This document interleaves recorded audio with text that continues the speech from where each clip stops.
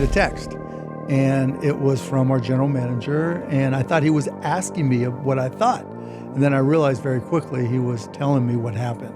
And I told him I didn't agree with it, and da-da-da-da-da, and various reasons, but it wasn't my decision to make. In the aftermath of both the bizarre sale of the Mavericks and the Luka Doncic trade fiasco, Cuban has gone on a media tour trying to distance himself from the responsibility of these disastrous moves. But if you step back, it's classic Cuban. This is the same guy who's been through multiple controversies and has often waited for public pressure or outside investigations to push him into action, rather than getting ahead of problems. A perfect example is the Jalen Brunson fiasco a few years back. Cuban tried to claim Rick Brunson, Jalen's father, blew up their extension deal. But here's the truth. The Mavs had multiple windows to sign Brunson to a cheap extension and instead let him go for nothing. Instead of saying we effed up, Cuban pointed fingers at Jalen's dad. We also can't forget how for years Cuban advertised himself as so hands-on, no one can bullshit me type of owner. But time and time again, there were major issues. One of the most glaring examples of this came when he allowed former employee Earl K. Sneed to remain on staff despite 2 domestic violence incidents. In 2011, Sneed was arrested for assaulting his girlfriend, yet Cuban didn't fire him immediately.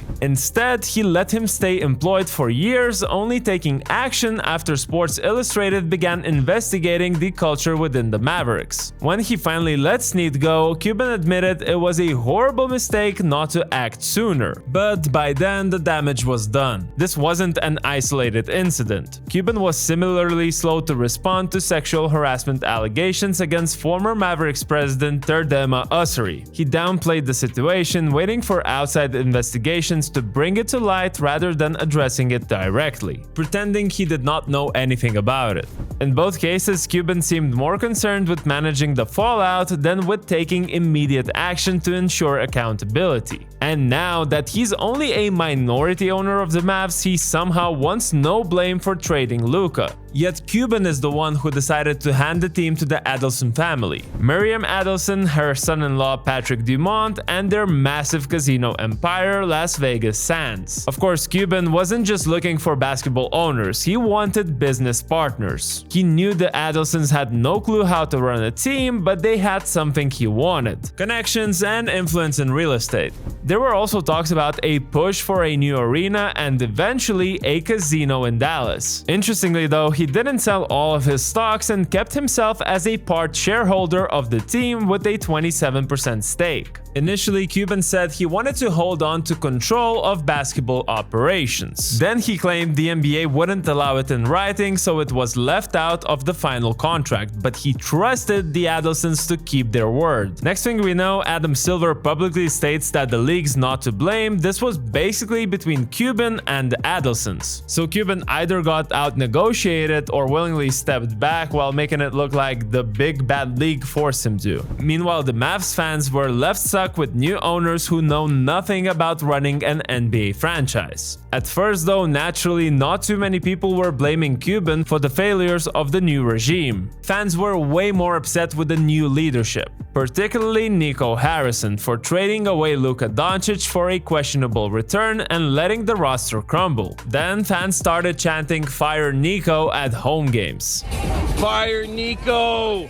Fire Nico! Fire Nico! Cuban, who would still attend the games, instead of letting fans vent their frustration, literally told a guy to sit the F down.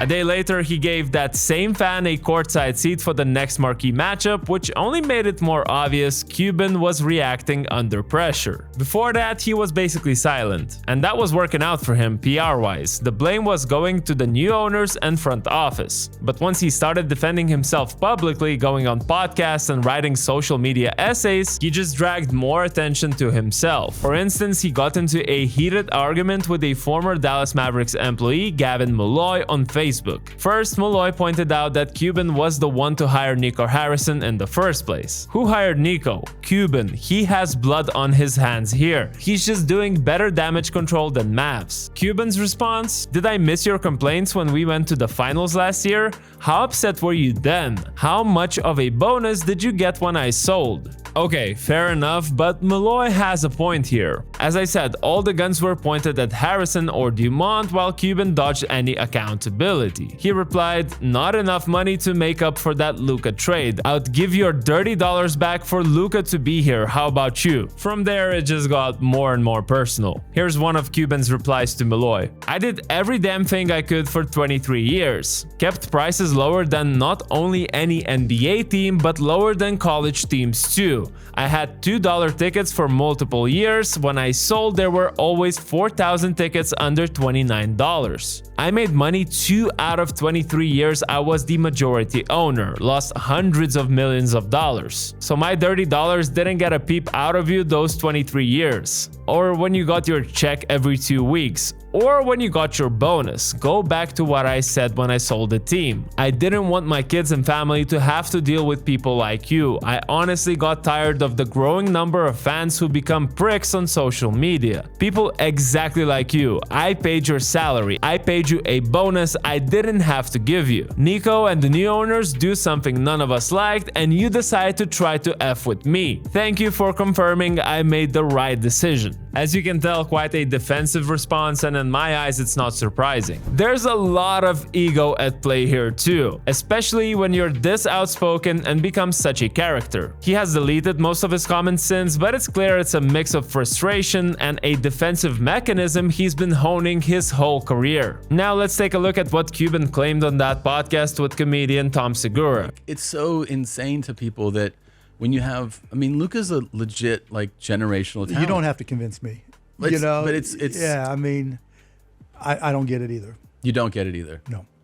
And it is one of these things that, as people have said early on, like time will tell. Like Yeah, that's the way all trades work. yeah. Look, I get it. It's not Mark Cuban who made the actual trade. My problem with all of his statements is that there isn't a single occasion where Cuban said, guys, I effed up and didn't leave the team in the right hands. Or at least, I effed up and I should have taught my know-how to them. I understand he's still in business with the Adelsons, so he won't be too blunt, but dodging any responsibility like it's bullets in Matrix just isn't solid. I think Bill Simmons summed it up perfectly. And now he's trying to distance himself desperately from the Luka trade. And he'll do any interview and talk about how he can't believe and, oh my God, I had no idea. It's like, you did sell the team to these dudes. This is your fault. Just like it was Howard Schultz's fault when he sold the Sonics to these fucking dudes from Oklahoma City who were clearly going to move them. Cuban sold the Mavericks to these guys, and they obviously don't know what they're doing, and they traded Luka Doncic, which is the most insane thing that's happened in the NBA this century. Once you sell the team to these folks, you forfeit the right to act shocked when they do something you don't like. You handed them the keys, so own it. That's exactly what Simmons hammered Cuban for, pointing out how historically owners who sell teams and then regret how new owners run them are typically the ones at fault, not the new owners. At the end of the day, Mark Cuban's pattern of deflection is consistent. He will repeat how he lost money, or how he was blindsided, or how some external factor forced his hand. But whether it's letting a toxic environment fester, losing Brunson, or now selling the team to a questionable buyer, he's always right there at the center. He had choices, he made them. And as fans get more vocal, especially with the new owners stepping on toes, he's out there on podcasts, social media, basically trying to rewrite the whole narrative as though he's the real victim, the misunderstood billionaire who's getting too much heat online. It's a tough sell. Let's see how the story goes, but given Cuban's track record, I don't expect him to stop saying, hey guys, it wasn't my fault. What's your view on this situation? Do you side with Cuban, or is it all part of his coping mechanism? Let me know in the comments below. Also, make sure to subscribe to this channel for more NBA takes through an overseas lens. Like this video, and I'll see you in the next one.